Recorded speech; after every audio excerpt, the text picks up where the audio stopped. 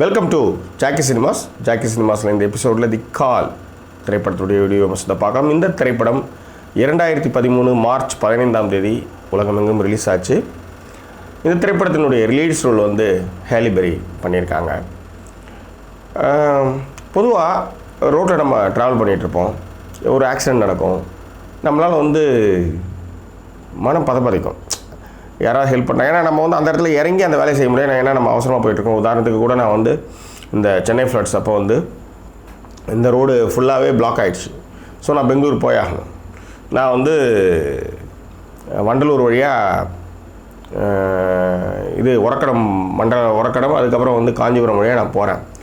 எக்ஸாக்டாக கரெக்டாக வாலாஜா கிட்டே வந்து பார்த்திங்கன்னா ஒருத்தர் பைக்கில் போய், நான் அப்போ தான் போயிட்டுருக்கேன், பைக்கில் போய் அவராக சரக்கடிச்சு பைக்கில் போய் பக்கத்தில் இருக்கிற இதில் விழுந்து எழுந்து பிறண்டு போய் ரோட்டில் விழுந்துட்டார். தலை அடிபட்டுருக்கு, ரத்தம் போயிட்டுருக்கு. பயங்கர கூட்டமாக இருந்தது. நான் அவசரமாக போயிட்டுருக்கேன். ஏன்னா நான் வந்து ஒரு 2 மணி 3 மணிக்கெலாம் அங்கே ரீச் ஆனால் மறுநாள் நான் ஒரு மீட்டிங் நான் வந்து அட்டன் பண்ணி ஆகணும். ஸோ அதனால் போயிட்டுருக்கிறவங்க பார்த்தா பயங்கர கூட்டம். சட்டுன்னு அந்த இடத்த என்னால் கிராஸ் பண்ணி போக முடியல. எனக்கு மனசு கேட்கல. டக்குன்னு வந்து 108க்கு ஃபோன் பண்ணேன். 108க்கு ஃபோன் பண்ணால் அவங்க சொல்கிறாங்க எக்ஸாக்டாக எந்த இடம்னாங்க. இது மாதிரி வாலாஜா கிட்ட ஒரு பெட்ரோல் பங்க்கு, இந்த வாலாஜா டு காஞ்சிபுரம் ரோட்டில் பெட்ரோல் பங்க் கிட்டேன்னா, இல்லை இப்போ தான் கால் வந்தது, வண்டியை வந்து ஆம்புலன்ஸ் வந்து அங்கே அனுப்பிச்சிட்ருக்கோம் அப்படின்னாங்க. ஸோ எண்ணி ஒரு 3 மினிட்ஸில் வந்து ஆம்புலன்ஸ் வந்து வந்துச்சு. அவரை வந்து ரெக்கவர் பண்ணி எடுத்துகிட்டு போனாங்க. ஸோ ஒரு மனநிறைவான ஒரு பயணத்தை வந்து அதுக்கப்புறம் என்னால் மேற்கொள்ள முடிஞ்சுது. சரி, அதுக்கப்புறம் வந்து நம்ம முடிஞ்ச வரையும் ட்ரை பண்ணோம், ஒருத்தருக்கு வந்து ஹெல்ப் பண்ணோம், ஆம்புலன்ஸ் வந்து ரெக்கவர் பண்ணி போகுது. ஸோ இந்த மாதிரி வந்து நம்ம அந்த பயணத்தை தொடரும். சில இடத்துல வந்து நெருக்கடியாக நம்மளால் எந்த ஒரு விஷயமும் செய்ய முடியாது. பியாண்ட் த லிமிட்டாக அந்த விஷயம் வந்து நம்மளை கடந்து போயிடும். அப்போ வந்து நம்மளால் ஒன்றுமே பண்ண முடியாது. ஏன்னா நம்ம ஆஃப்டர் ஆல் நம்ம வந்து ஹியூமன் பீயிங்கில் வந்து அதுக்கு மேலாம் ஒன்றும் பண்ண முடியாது. நம்ம ஒன்றும் கடவுள்லாம் கிடையாது, இல்லை ஸ்பைடர் மேன் கிடையாது, டக்குன்னு தூக்கின்னு போயிட்டு எல்லாமே பண்ணுறதுக்கு. ஸோ நம்மளால் இந்த பெஸ்ட் என்னவோ அந்த இடத்த நம்ம கொடுக்கணுன்றது தான் நம்மளுடைய அறம் சார்ந்த விஷயம். நம்ம அவ்வளோதான் செய்ய முடியும். அதுக்கு ஏதாவது செய்கிறதுக்கு அந்த ஸ்டெப்ஸை வந்து நம்மளால் எடுக்க முடிகிற அளவுக்கு செய்யணும். ஸோ இந்த கதை தி கால் திரைப்படத்தினுடைய கதை என்னன்னு பார்த்தீங்கன்னா, ஹேலி பெரி வந்து 911 எமர்ஜென்சி கால் சென்டரில் வந்து வேலை செய்கிறாங்க. சாதாரணமாக வந்து நம்மளுக்கு வந்து இந்த மாதிரி, சார் நான் வந்து இந்த மாதிரி கோல்டன் ப்ரொமோட்டர்ஸ்லேருந்து பேசுகிறேன், உங்கள் ஹஸ்பண்ட் அண்ட் ஒய்ஃப் 2 பேருக்குமே உங்களுக்கு வந்து எக்ஸிக்யூட்டிவ் ஆஃபர்ஸ் கிடச்சிருக்கு, நீங்கள் வந்து சிம்லாவில் போய் தங்கிறதுக்கான வாய்ப்பு உங்களுக்கு கொடுத்துருக்கோம், உங்களுக்கு வந்து கிஃப்ட் வவுச்சர் இருக்குது, நீங்கள் வந்து வாங்கிக்கிறீங்களான்னு சொன்னால் அங்கே வந்து நம்ம சொத்தை வச்சு கேட்டுருவாங்க. இந்த மாதிரி கால்ஸும் வருது. பட் இந்த 911 எமர்ஜென்சி, இந்த 108ல் எமர்ஜென்சி கால்ஸ் அட்டன் பண்ணுறவங்களாம் வந்து ரொம்ப கொடுமையான விஷயமாக இருக்கும். ஏனென்றால் ஆபத்து காலத்தில் வந்து ஃபோன் பண்ணும்பொழுது ரொம்ப அழுவாங்க, பதட்டத்தில் இருப்பாங்க. அவங்கள கூல் பண்ணி அவங்க எந்த இடத்துல இருக்காங்க, என்ன மாதிரியான சுச்சுவேஷன்றதை முதல்ல கேதர் பண்ணணும். அதுக்கப்புறம் அவங்களுக்கான அசிஸ்டன்ஸை வந்து நம்ம அனுப்பி வைக்கணும். ஸோ அப்போ நம்ம வந்து பதட்டப்படக்கூடாது.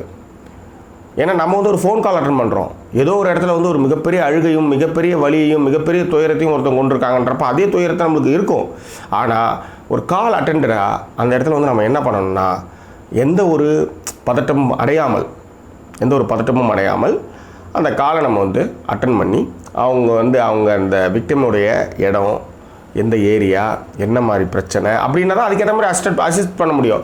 என் வீடு வந்து எரிஞ்சிக்கிட்டு இருக்குது, என்னை காப்பாற்றுங்கன்னா, வீடுனா எவ்வளோ பெரிய வீடு, சின்ன வீடா பெரிய வீடா, எந்த மாதிரி இடத்துல இருக்குன்னா தான் அதுக்கேற்ற மாதிரி ஃபயர் சர்வீஸ் வந்து அனுப்புறது, ஒரு ஆம்புலன்ஸ் சர்வீஸ் அனுப்புறது, எல்லாமே இந்த 911 வேலை. பட் இந்த 2013 இந்த படம் வந்திருக்கு. நீங்கள் இந்த 911 எமர்ஜென்சி கால்ஸ் அட்டன் பண்ணுறப்ப அவங்களுக்கு வந்ததுக்கான அந்த விஷயம் சார்ட்லாம் நீங்கள் பார்த்தீங்கன்னா அலண்டுடுவீங்க. ஒரு கால் வந்துன்னா அது எந்த இடத்துலேருந்து வருது, அது எந்த ஊர்லேருந்து வருது, அதுக்கான டிஸ்கிரிப்ஷன்ஸு அவங்க சொல்ல என்ன மாதிரியான விஷயம்லாம் அடித்து அதுக்கு அடுத்தது வந்து டக்குன்னு வந்து அந்த எமர்ஜென்சிக்கு ஏற்ற மாதிரி வந்து அது வந்து அடுத்தது வந்து அடுத்த டிபார்ட்மெண்ட் வந்து பாஸ் ஆகுது. பிகாஸ் அது வந்து போலீஸ் டிபார்ட்மெண்ட்டோ, எமர்ஜென்சி ஃபயர் டிபார்ட்மெண்ட்டோ, ஃபயர் சர்வீஸ் டிபார்ட்மெண்ட்டோ, ஆர்எல்ஸ் வந்து ரெஸ்கியூ டிபார்ட்மெண்ட்டோ, ஏதோ ஒன்றுக்கு வந்து அது வந்து அந்த காலை வந்து ஃபார்வர்ட் பண்ணுறாங்க. ஸோ இவங்களுக்கு இது மாதிரி ஒரு பிரச்சனை இருக்குது, நீங்கள் போய் பாருங்கன்ட்டு. ஸோ அதெல்லாம் வந்து ரொம்ப அற்புதமாகவே படமாக்கப்பட்டிருக்கு. ஸோ அதில் வந்து ஹேலி பெரி வந்து ஒரு கால் வந்து அட்டன் பண்ணுறாங்க. அந்த கால் என்ன சொல்லுதுன்னா, என்னை வந்து ஒருத்தன் வந்து சாகடிக்க வந்துட்டுருக்கான். சரி, எங்கம்மா இருக்கிறேன், என்னன்னா இது மாதிரி நான் வந்து கட்டிலுக்கு அடியில் இருக்கிறேன், அவன் வந்து இப்போ மாடியிலேருந்து மேலே இருந்து என்னை வந்து கொலை பண்ண வந்துட்டுருக்கான்றான். சரி, 2 வீடு அட்ரஸ் எல்லாமே கண்டுபிடிச்சாச்சு, யாருன்னா எனக்கு தெரியல, அவன் எப்படி இருந்தால் தெரியலன்றா. சரின்ட்டு ஒரு இடத்துல வந்து கால் கட் ஆகுது. சரி கட் ஆகுதுன்ட்டு இவன் வந்து ஹாலி பெரி வந்து அவங்களுக்கு வந்து எல்லா விஷயத்தையும் பதட்டெல்லாம் படாதன்னு சொல்லியிருக்கப்போ கால் கட் ஆகிடுது.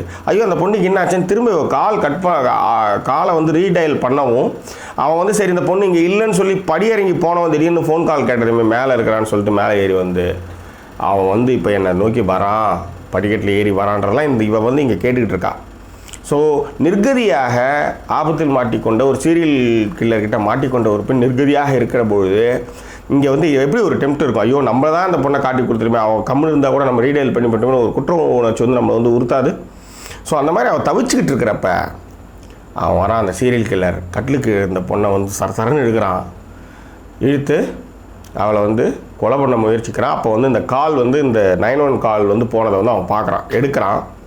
அவன் சொல்கிறா, தயவுசெய்து அந்த பொண்ணை விட்டுடு, தயவுசெய்து எதுவும் பண்ணாத, அவள் சின்ன பொண்ணு, அவளை விட்டுட்டு. அந்த சீரியல் கில்லர்கிட்ட 911 கால் எமர்ஜென்சி கால் அட்டன் பண்ணுற அந்த ஆப்ரேட்டர் வந்து கெஞ்சரா.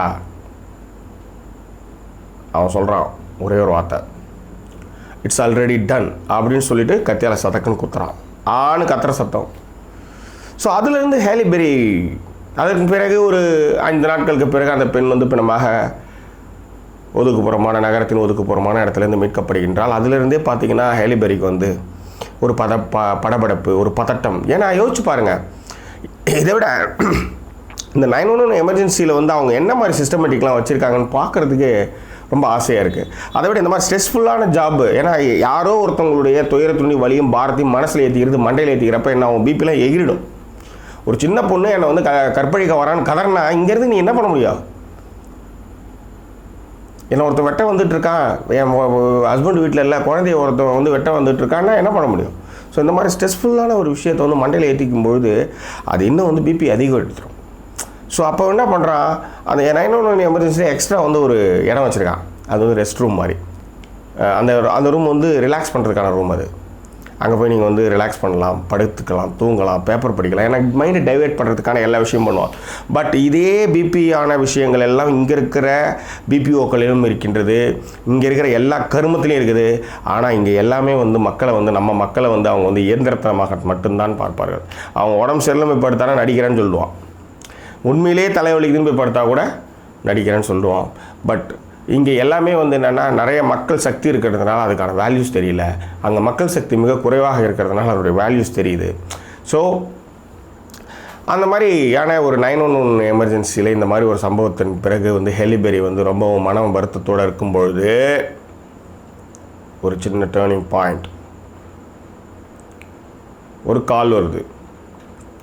என்ன ஒருத்தவன் கடத்திக்கிட்டு போகிறான், நான் வந்து காரோட டிக்கியில் கிடக்கிறேன், அவன் எங்கே என்ன கடத்தின்னு போகிறான்னு தெரியல.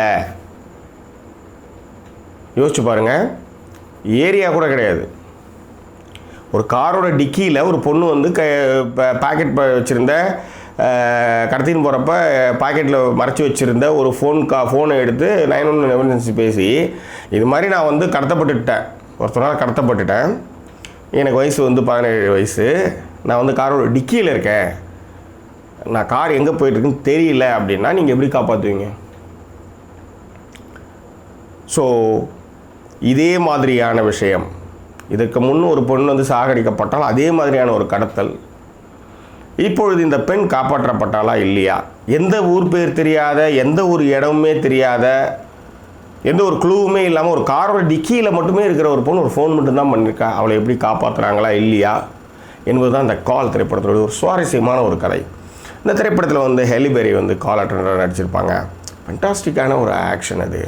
அதை விட அந்த புதுசாக வந்து இந்த 911 இதில் வந்து ஜாயின் பண்ண வர்றவங்களாம் வந்து ஒவ்வொருத்தவங்களாம் வந்து அதுக்கு ட்ரைனிங்லாம் எடுக்கிறப்ப அவங்களுடைய சந்தேகங்கள்லாம் நிவர்த்தி பண்ணுற காட்சிகள், அதெல்லாம் நீங்கள் பார்க்கும்பொழுது ஏயோ நம்ம வந்து யூஎஸில் இல்லாமல் போயிட்டோமே அப்படின்ற மாதிரி ஒரு ஃபீலை வந்து நிச்சயமாக அந்த இடம் வந்து உங்களுக்கு கொடுக்கும். அதை விட கிளைமேக்ஸ் வந்து it's a fantastic climax. At the same dialogue she used and close the end card. So really it's worthable வாட்சிங் க்ரைம் த்ரில்லர் மூவி. வந்து 2013 வந்து ரிலீஸ் ஆனாலும் இது வந்து உமன்ஸ் ஃபிலிம் ஃபெஸ்டிவல்லாம் இந்த திரைப்படம் வந்து திரையிடப்பட்டது. பெண்களுக்கு எதிரான குற்றங்கள் எவ்வளவு விதமாகலாம் நடக்குது அப்படின்றதுக்காக இது ஒரு ரெஃபரன்ஸ் மாதிரி வச்சு இதை வந்து திரையிட்டாங்க. இந்த திரைப்படத்திற்கு திரைக்கதை எழுதியிருப்பவர் வந்து ரிச்சர்ட் டி ஓவில், அதன் பிறகு வந்து நிக்கோல் டி ஓவில், 2 பேரும் வந்து இதுக்கு வந்து திரைக்கதை எழுதியிருக்காங்க. இந்த திரைப்படத்தை வந்து பிராண்ட் ஆண்டர்சன் வந்து இயக்கியிருக்கிறார். அதாவது இதனுடைய இந்த படத்தோட டெம்ப்டே என்னென்னா, கார் டிக்கியில் இருக்கிறவ, ஏன்னா கார் டிக்கியே இருட்டாக இருக்கும், அதுக்குள்ளே ஒரு பொண்ணு இருக்கா, எந்த இடத்துல போகுது காருன்னு சொல்ல தெரியாது, திறந்ததுன்னா அவன் வந்து சாவடிச்சிடுவான். இந்த மாதிரி ஒரு சுச்சுவேஷனை ஒரு ஃபோன் கால் மூலமாக எப்படி அவள் வந்து கண்டுபிடிக்கப்பட்டாளா இல்லையா என்பது அந்த படத்தினுடைய பரபரப்பான சேசிங். அதை விட எக்ஸாக்டாக கிளைமேக்ஸில் வந்து ஹேலி பெரி அந்த க்ளூவை கண்டுபிடிக்கிற இடம் வந்து இட்ஸ் அ ஃபண்டாஸ்டிக் அண்டு என்ன சொல்கிறது, ஒரு ரிமார்க்கபுள் ஆன ஒரு க்ளூ அது. அந்த மாதிரி ஒரு விஷயத்தை வந்து ஹேலி பெரி கண்டுபிடிக்கிற இடம் வந்து மிகவும் அற்புதமாக இருக்கும். கிளைமேக்ஸ் வந்து மிக நெகிழ்ச்சி அடைய வச்சுருக்கும். இந்த திரைப்படத்திற்கான மியூசிக் வந்து ஜான் டிபோனி, அதே மாதிரி சினிமாட்டோகிராஃபி வந்து தாமஸ் எட்ஸ்கோ. ஸோ இவர் வந்து சினிமாட்டோகிராஃபி பண்ணியிருக்காரு. இந்த சினிமாட்டோகிராஃபியில் வந்து எனக்கு என்னென்னா, அந்த ஏரியல் ஷாட்ஸ் எல்லாமே வந்து ஃபென்டாஸ்டிக். எஸ்பெஷலி அந்த நைட் எஃபெக்ட்ஸ், அந்த ரூரல் ஏரியாவில் இருக்கிற அந்த அபேண்டட் ஹவுஸ் வந்து அந்த நைட் எஃபெக்ட்ஸ் வந்து இட்ஸ் ஃபென்டாஸ்டிக். இந்த படத்தை வந்து ட்ரைஸ்டார் பிக்சர்ஸ் வந்து ரிலீஸ் பண்ணாங்க. 94 minutes மூவி இது. Tempting and Nile biting entertainment crime thriller movie இது. So every woman should watch this movie. If you watch this movie, you get a lot of courage. Jackie Cinema suggests you, this is must watch movie. Don't miss it. So we'll come back and we'll meet another good movie review. இந்த தளம் பிடித்திருந்தால் subscribe பண்ணுங்கள், நண்பர்கிட்ட share பண்ணுங்கள். மீண்டும் வேறு ஒரு திரைப்படத்துடைய video மசத்தோடு உங்களை நான் சந்திக்கிறேன். அதுவரை நன்றி கூறி விடுவது உங்கள் ஜாக்கி சேகர். நன்றி, வணக்கம்.